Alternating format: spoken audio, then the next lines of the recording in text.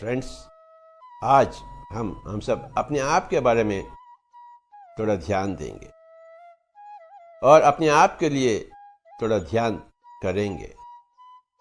अपने आप के प्रगति के लिए, उन्नति के लिए हम ध्यान अभ्यास को समझेंगे। तो आम इंसान देखा जाए तो जैसे गौतम बुद्ध ने बताई, दुखी है। हर जगह दुख फैला हुआ है। एवरीवेयर देयर इज दुख, मिजरी। परंतु एक बुद्धा के पास दुख नहीं है। चाहे उससे कुछ भी हो जाए, वे कदापि दुखित नहीं है, क्योंकि एक बुद्धा बन गया है। हम चाहते हैं कि हम सब बुद्धा बने, अर्थात दुख से परे हो जावें। जो कोई दुख से परे हो जाता है तो वह एक बुद्ध कहलाता है। बुद्ध बनने का एक शास्त्र है, एक अभ्यास है, एक लक्ष्य है, एक मार्ग है।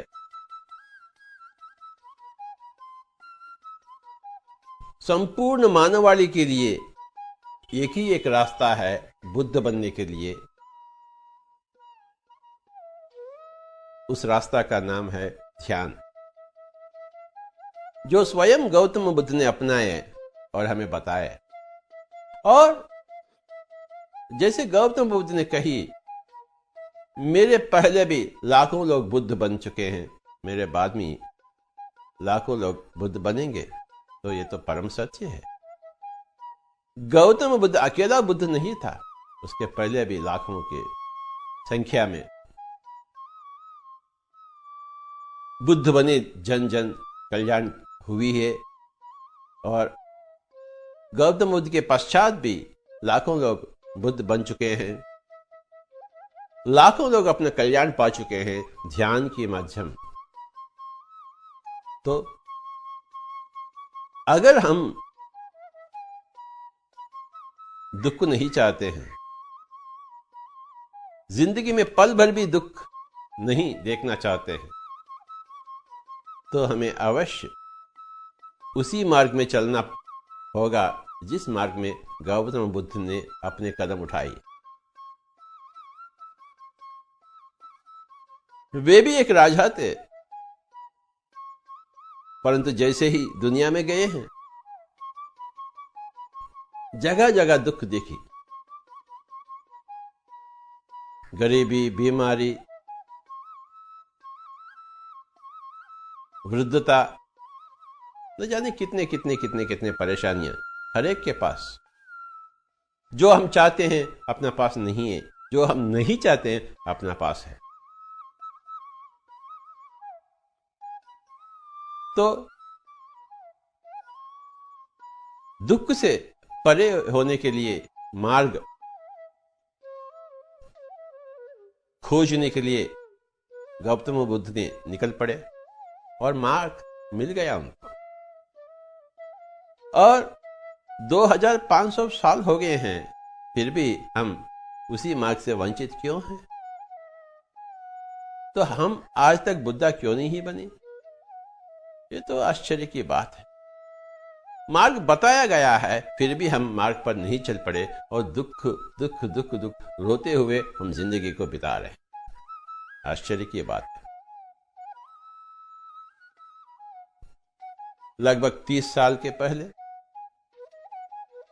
बिल्कुल उसी तरह मैं भी ढूंढ रहा था मार्ग क्या है। हर एक की जिंदगी में एक मोड़ आएगा, एक यू टर्न आएगी। दुनिया के अंदर जाने से वो यू टर्न लेगा और अपने आप की तरफ आएगा, खींचे आएगा, क्योंकि और दुख नहीं सहा जाता। तो उस मोड़ पर हम कहते हैं ये ध्यान है, it's a U turn, you know. जब हम अपने आप की तरफ मुड़ते हैं, देखते हैं और अपने आप की तरफ आना शुरू करते हैं, दुनिया की तरफ जाने के सिवाय हम अपने आप की तरफ मुड़ते हैं, तो उस मोड़ की नाम है ध्यान। हर एक की जिंदगी में ये मोड़ आएगा, शायद बचपन में आएगा, शायद जवानी में, शायद बुढ़ापे में, अपने अपने कर्मों के अनुसार, अपनी अपनी इच्छा के अनुसार। हम अनेक अनेक जन्मों के हैं। जैसे भगवत गीता में कहा गया है, बहूनि मे व्यतीतानि जन्मानि तव चार्जुन तान्यहं वेद सर्वाणि न त्वं वेत्त परन्तप। हे अर्जुन, आप और मैं अनेक अनेक जन्म लिए हैं। मैं तो सब कुछ जानता हूं, आप तो कुछ भी नहीं जानते हैं। भगवान श्री कृष्ण ने भगवान अर्जुन से ऐसे वाक्य बोले। तो चलिए, हम सब अनेक अनेक जन्मों से उलझे हुए हैं। किए हुए कर्मों का फल या मीठा हो या कड़वा हो, हम उसे भोगते आ रहे हैं और कर्मों के अनुसार ही हम दुखित हैं। बिन बादल बरसात नहीं, बिन पाप कर्म दुख नहीं। और शरीर में होते हुए दुख तो ऐसा भी थोड़ा सामान्य है। जैसे ही हम समझ लेते हैं कि हम शरीर नहीं बल्कि आत्मा हैं, ध्यान के माध्यम से हम सदा सदा के लिए ये शरीर की दुखों से हम परे हो जाते हैं। बात एक ही है कि हम अपने आप को समझना चाहिए कि हम शरीर नहीं बल्कि आत्मा। उसी भगवत गीता में भगवान अर्जुन ने भगवान श्री कृष्ण से पूछी, स्वामी जी आप क्या है, आप कौन हैं? तो भगवान श्री कृष्ण ने बताई, अहम आत्मा गुणाकेश सर्वभूताशय स्थितः अहम आदिश्च मध्यम च भूतानाम अंत एव च। मैं आत्मा हूं हे अर्जुन।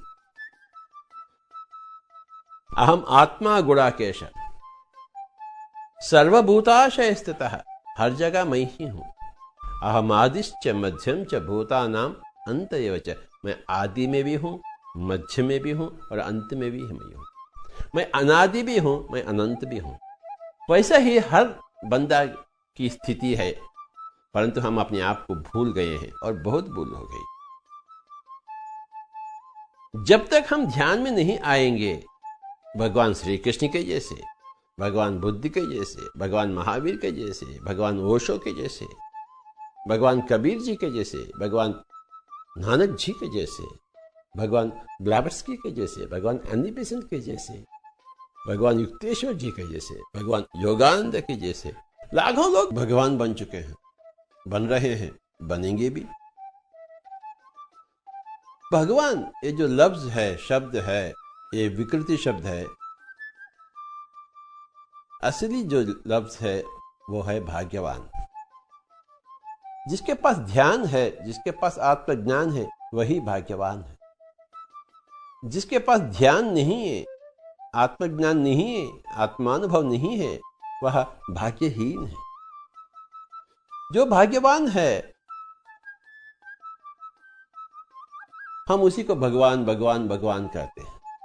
भगवान ओशो, भगवान रमन महर्षि, भगवान कबीर, भगवान बुद्ध, लाखों लोग भगवान। तो हम क्यों नहीं भगवान बने हैं? हम क्यों नहीं भाग्यवान बने हैं? हम क्यों भाग्यहीन हैं?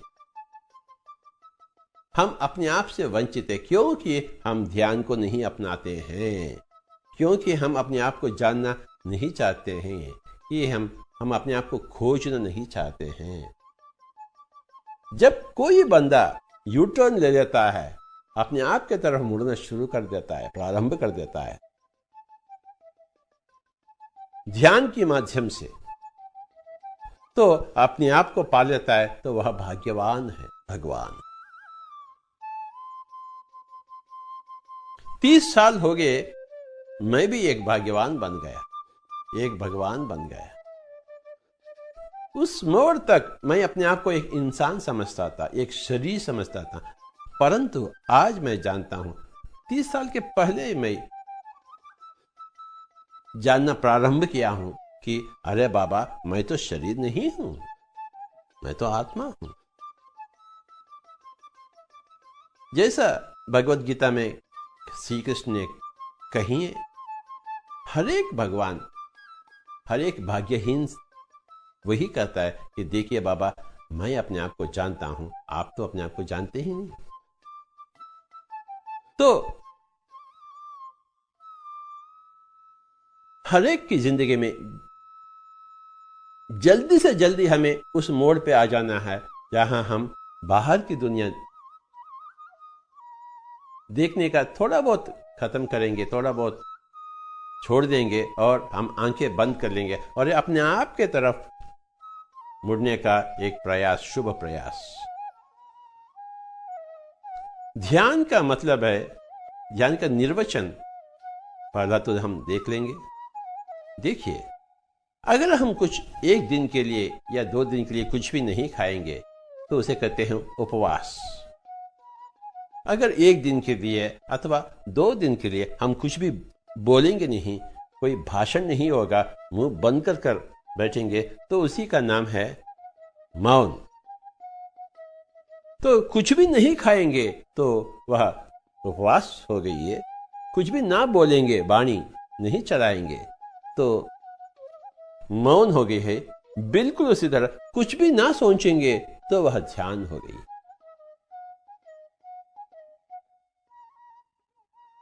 No eating is fasting. No speaking is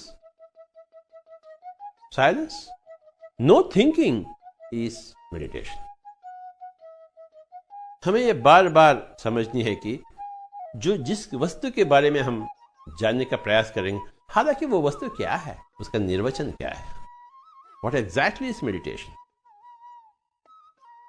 ध्यानम निर्विषयम मनः, मन को निर्विषय करे तो ध्यान है। वाणी को निर्विषय करे तो मौन है। अपना पेट को निर्विषय करे तो उपवास। हमें इस चीज को बहुत अच्छी तरह समझना है, हमें बार बार समझना है, 1000 बार समझनी है कि अरे बाबा, ध्यान का मतलब है कोई नाम स्मरण नहीं है। राम राम राम, ये राम ध्यान नहीं होता है। राम नाम स्मरण है परंतु राम ध्यान नहीं है। हम ध्यान जो लफ्ज है, अनेक अनेक रीतियों में हम उसका प्रयोग होती है, उसका इस्तेमाल होती है।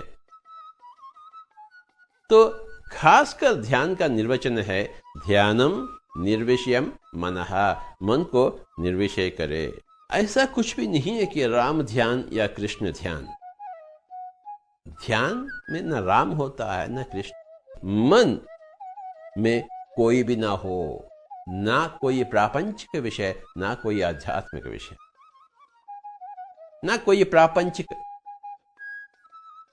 व्यवहार, ना कोई आध्यात्मिक समाचार। मन निर्विषय हो जावे, हम सुकून से बैठे, दोनों हाथों में एक करें, सारे उंगलियों में, और आंखें बंद कर लें।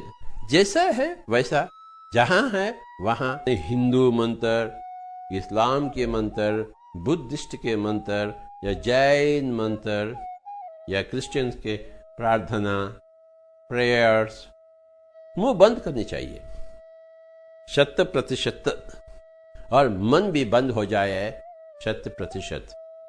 यूं देखा जाए तो 1 घंटे में समझो 1000 सोच विचार होते हैं। तो जैसे ही आप आंखें बंद कर लेते हैं और सांसों के साथ एक प्रयास प्रारंभ हो गई है, तो आपके जो हजारों ख्यालें धीरे धीरे कमती हो जाते रहते हैं। 500, 400, 300, 100, 50, 40, 30, 20, धीरे धीरे वो जो बोझ है सोचों का, विचारों का, वो कमती हो जाती रहती है। आपको आंखें ना खोलनी है, आंखें बिल्कुल बंद, और अपने ही उच्छ्वास निश्वास के साथ एक होना चाहिए। इसे गौतम बुद्ध ने आनापानसति कही है। आन यानी उच्छ्वास, अपान यानी निश्वास, सति का अर्थ है जुट जाना, एक हो जाना। जैसा एक पति, एक स्त्री और पुरुष मिल जाते हैं, पति पत्नी मिल जाते हैं, तो संसार की सुख पा लेते हैं, शरीर की सुख पा लेते हैं। बिल्कुल उसी तरह मन और सांस एक हो जावे तो आत्मा की सुख मिल जाती है। हमें शरीर का सुख भी चाहिए और आत्मा के सुख। अगर आत्मा के सुख नहीं पाते हैं तो शरीर का सुख के साथ ही साथ शरीर का दुख भी मिलेगा। जिंदगी का सुख के साथ ही साथ जिंदगी का दुख भी मिलेगा। हमें जिंदगी का सुख चाहिए, जिंदगी का दुख नहीं चाहिए, तो आत्मा की तरफ आप कदम आगे बढ़ाना ही है, ध्यान को अपनाना ही है, आत्मानुभव को पाना ही है।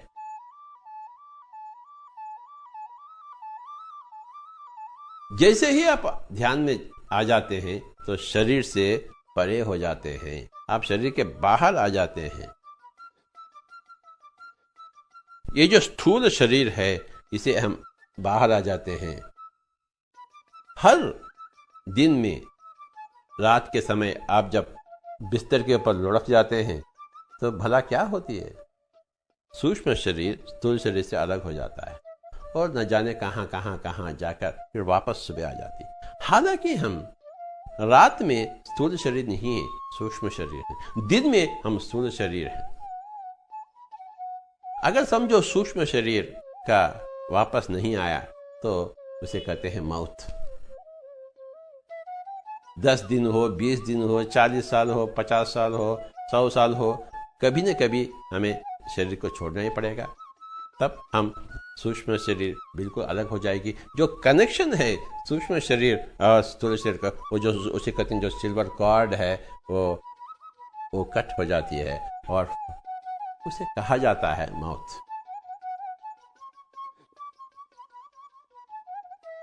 इन चीजों के जानने के लिए हमें ध्यान की सख्त जरूरत है। अरे बाबा, बुढ़ापे में क्या ध्यान को संभालेंगे जो जवानी में नहीं संभाले। हर रोज हर बंदा ध्यान करना ही चाहिए। ध्यान से ही हम सब कुछ पाते हैं।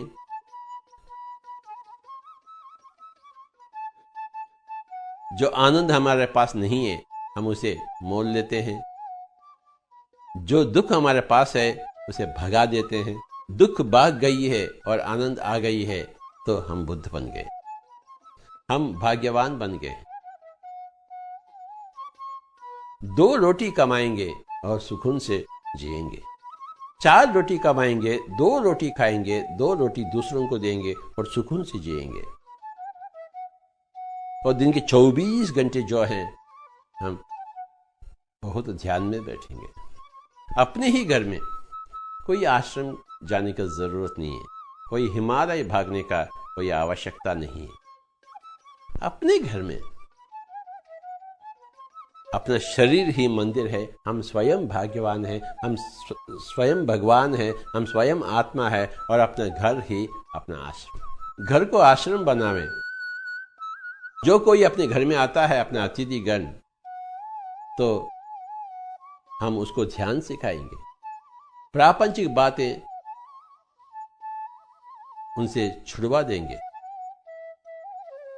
प्रापंचिक काम ठीक है परंतु प्रापंचिक बातें ठीक नहीं है। घर में भी, घर से बाहर भी हम अक्सर इतने बेकार बातें करते हैं, उसका कोई सीमा नहीं।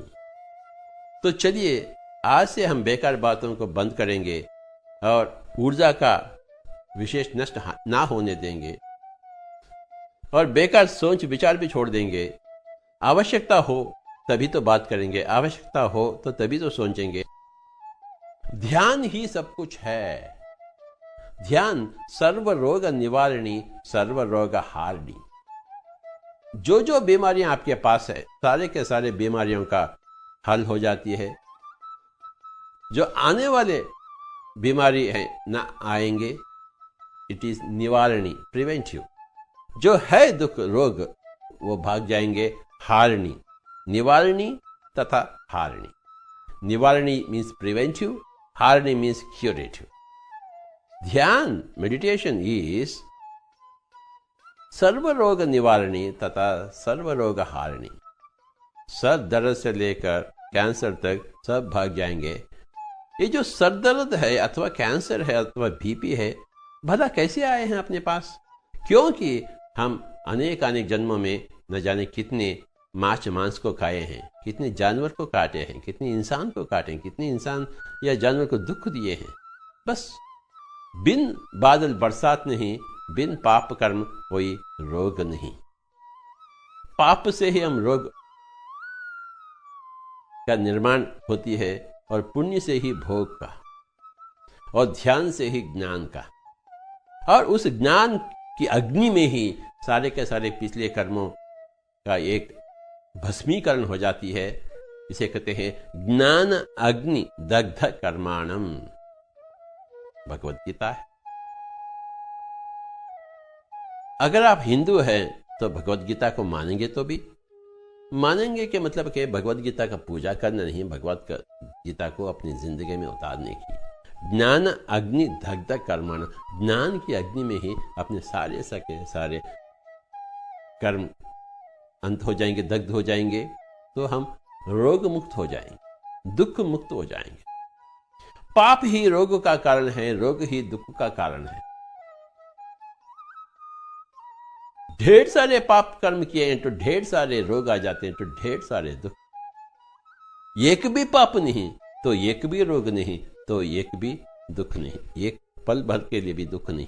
सृष्टि की रचना एक तो साइंस, एक शास्त्र है, यानी कारण और कार्य का संबंध है। कारण ना हो तो कार्य नहीं होगा। स्त्री पुरुष नहीं मिलेंगे तो बच्चा का जन्म नहीं होगा। बादलें नहीं होगी तो बरसात नहीं होगा। पाप कर्म नहीं है तो रोग नहीं होंगे। पुण्य कर्म नहीं है तो भोग नहीं होगा। ध्यान कर्म नहीं होता है तो आत्मज्ञान संभव नहीं है। Everything is cause and effect phenomenon. Cause is कारण, effect is कार्य, कारण कार्य संबंध, cause and effect phenomena. अच्छा पढ़ाई करेंगे तो हम अच्छे पास होंगे, पढ़ाई नहीं करेंगे तो पास कैसे होंगे? अच्छा खेलेंगे, अभ्यास करेंगे तो हम खेल में फर्स्ट आ जाएंगे, नहीं तो नहीं आएंगे। मांस नहीं खाएंगे तो रोग नहीं होगा। सृष्टि का नियम है। सृष्टि रचना में एक महान नियमता है, एक शास्त्रीयता है। It's all metaphysics. Physics is the law of the movement of the energies, whereas metaphysics the law of the movement of intents and thoughts and आत्मिक consciousness. प्रापंचिक विषयों से हटकर, यानी फिजिक्स से हटकर आध्यात्मिक विषयों के ऊपर नजर डालने के लिए, यानी मेटाफिजिक्स में आने के लिए हमें आंखें बंद करना ही है, क्योंकि हम आंखों से ही दुनिया को पकड़ते हैं।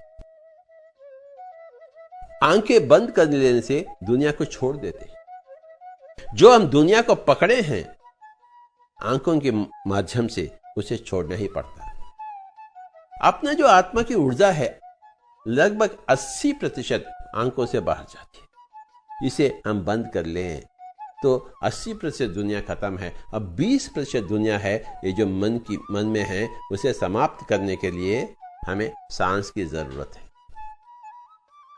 आंखें बंद कर लिए तो 80% दुनिया खत्म है, और सांसों के साथ रहे तो जो 20% दुनिया है मन ही मन में, तो उसका भी अंत हो जाएगा।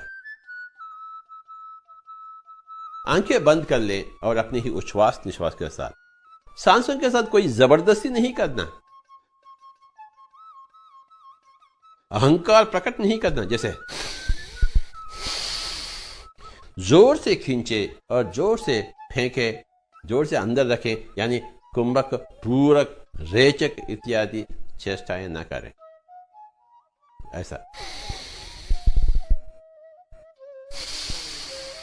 ऐसा ना हो। यह अस्वाभाविक है, अननेचुरल है। जैसा सहज श्वास है, जैसा स्वाभाविक श्वास उच्छ्वास निश्वास है, बस उसी के साथ संगम। जब मैं बात कर रहा हूं, भाषण दे रहा हूं, तो सांस तो चल रही है। तो सांस चलाने वाला कौन है? प्रकृति है, भौतिक प्रकृति। ध्यान के समय पर हम सांसों का ही ध्यान में रखे, सांसों के पर एकाग्रता रखे, मन और सांस एक हो जाए, और सांस जैसा है वैसा। सांस की गति में हम उस गति को बाधा ना पहुंचाएं, अपने तरफ से जैसा है वैसा उसे स्वीकारते हुए, उसे नमन करते हुए, सांसों के साथ एक हो जाने का एक अद्भुत प्रयास, जिसे ध्यान कहते हैं। अरे बाबा, कुछ मुंह में डाले तो ही जाने रस क्या है, जूस कुछ नासिका के पास रखे तो जाने उसकी सुगंध क्या है, आंखें खोलकर ही देखे तो उसका खूबसूरत क्या है,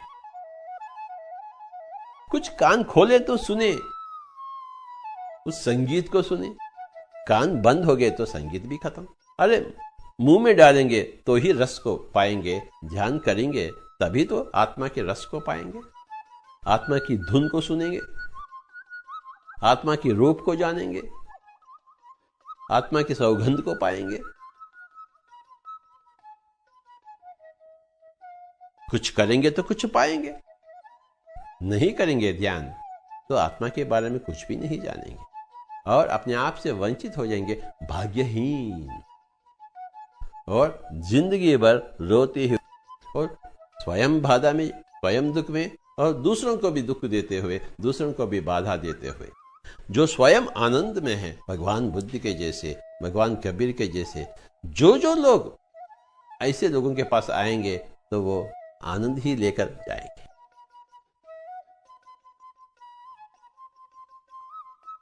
तो हम सब आनंद में जीना चाहिए, पल पल, और पिछले जन्मों में किए हुए कर्मों का,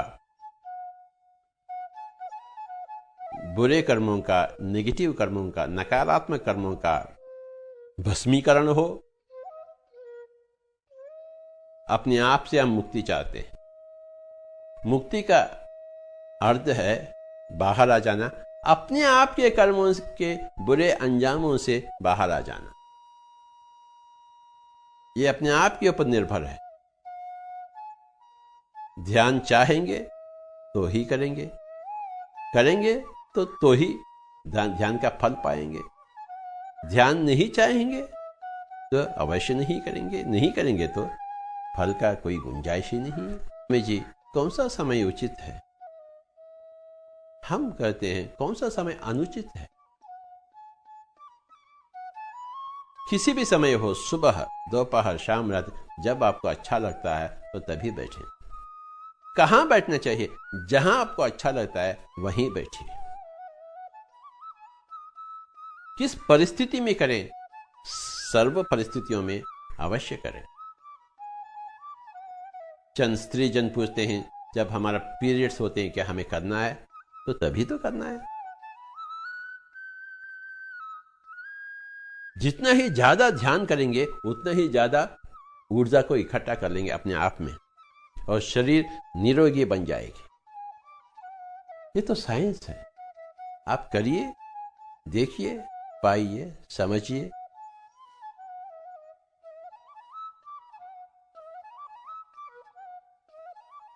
कितना समय तक करना चाहिए उसका भी एक छोटा वो हिसाब किताब है। जितना आपका उम्र है उतने मिनट अवश्य आंखें बंद कर कर बैठे। अर्थात अगर 20 साल की उम्र है तो 20 मिनट अवश्य बैठे, 40 साल की उम्र है तो 40 मिनट अवश्य बैठे, 60 साल की उम्र है तो 60 मिनट बैठे, 5 साल की उम्र है तो 5 मिनट बैठे।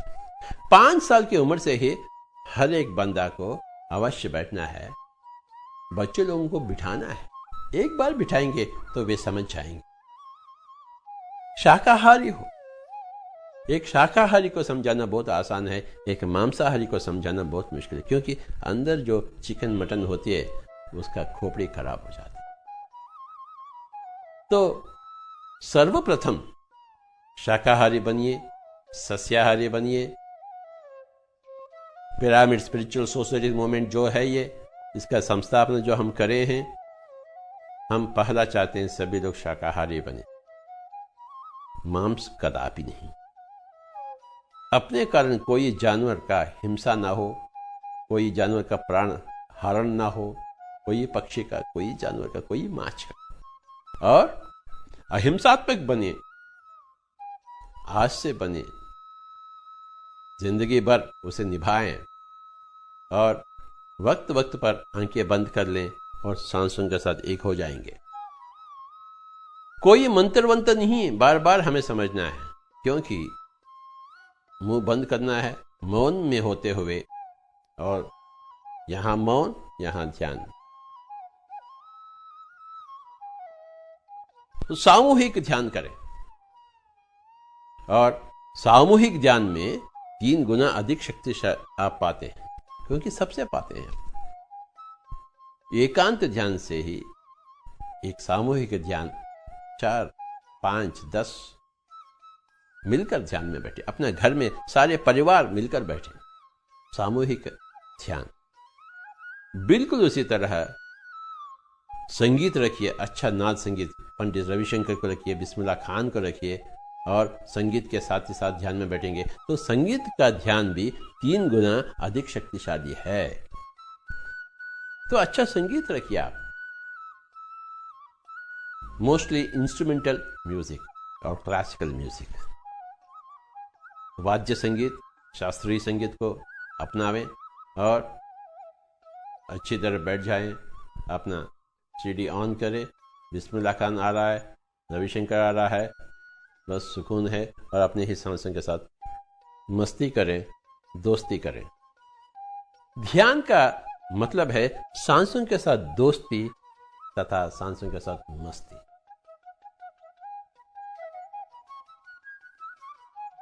जो सांसों के साथ दोस्ती में है वो शिष्य है, स्टूडेंट है मेडिटेशन का, और सांस की मस्ती में घूम गया हो गया वो मास्टर है मेडिटेशन का, गुरु है ध्यान का, माहिर है ध्यान का, सीनियर है मास्टर मेडिटेशन में। तो मस्ती में चले गए। पहला दोस्ती करो सांसों के साथ। जैसे हम अड़ोस और पड़ोस का दोस्ती करते हैं, उनके पास जाते हैं, उनके घर में बैठते हैं, उनके साथ बातचीत करते हैं, तो यह सांसों के साथ दोस्ती है। सांसों के पास रहना है, सांसों के साथ संगम करनी है। इसे कहते हैं सुखमय प्राणायाम। असुख नहीं, श्री गौतम बुद्ध ने आनापान सती कही है। आन का अर्थ है उच्छ्वास पाली भाषा में, अपान का अर्थ है निश्वास पाली भाषा में, सती का अर्थ है मिलकर रहना। आनापान सती। गांव गांव में, मोहल्ला मोहल्ला में, शहर शहर में, देश विदेश में हम इनका प्रचार प्रसार करने के लिए लाखों लोगों को हम शिक्षणा दी, प्रेरित करे हैं। हम चाहते हैं आप भी ध्यान को अपनाएं, दुख से परे हो जावें, संत बने। साधु और संत देख लीजिए, शाकाहारी बने तो साधु बने, ध्यानी बने, ध्यान योगी बने तो संत बने। जो दूसरा प्राणी को हानि नहीं पहुंचाता है वो साधु है। जो अपने आप को पहचान लिया है वो संत है। हम सभी लोग साधु संत बने। इस धरती में कोई भी ऐसा ना हो जो साधु नहीं है, जो संत नहीं है। सभी लोगों को साधु बनाएंगे हम, उनको अहिंसा की शिक्षणा देंगे, शाकाहार की पूर्ति देंगे और ध्यान की शिक्षणा देंगे, आत्मज्ञान की स्फूर्ति देंगे, तो उनको संत बनाएंगे। सभी लोग साधु बने तथा संत बने। सभी को नमस्कार।